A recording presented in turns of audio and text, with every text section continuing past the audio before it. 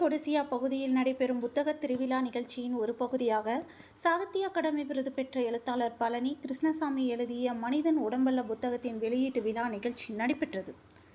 கோவை மாவட்டம் பொள்ளாச்சியை சேர்ந்த தமிழாசிரியர் மற்றும் சாகித்ய அகாடமி விருது பெற்ற எழுத்தாளர் பழனி கிருஷ்ணசாமி இவர் எழுதிய மனிதன் உடம்பல்ல பெரியசாமித்தூரனின் பண்பாட்டு பங்களிப்பு எனும் நூல் வெளியீட்டு விழா நிகழ்ச்சி கொடிசியா வளாகத்தில் நடைபெற்றது. கடந்த 18ஆம் தேதி முதல் 27ஆம் தேதி வரை கொடிசியா வளாகத்தில் புத்தக திருவிழா நிகழ்ச்சி நடைபெற்று வருகின்ற நிலையில் இதன் ஒரு பகுதியாக இந்நூலை கவிஞர் சிற்பி பாலசுப்ரமணியம் புத்தக திருவிழா நிகழ்ச்சியில் வெளியிட்டார்.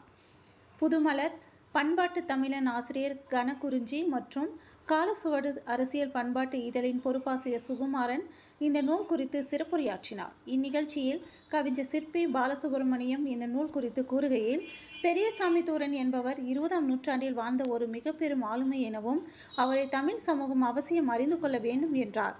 ஐரோப்பிய அறிவுசார் நாகரிகத்திற்கு இணையாக கருதப்படும் தமிழ் கலை களஞ்சியம் உருவாவதற்கு உழைத்தவர் என கூறினார்.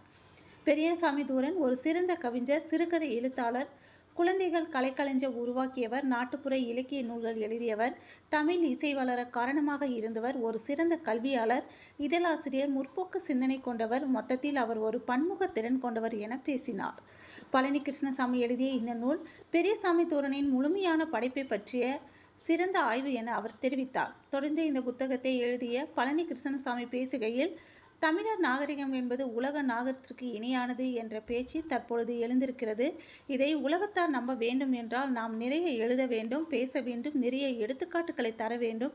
அந்த பொறுப்பை தனி மனிதனாக இல்லாமல் சமூகமாக இருந்து செயல்படுத்த வேண்டும் என்று உணர்வே இந்த புத்தகத்தை எழுத காரணம் என தெரிவித்தார் என்பது குறிப்பிடத்தக்கது.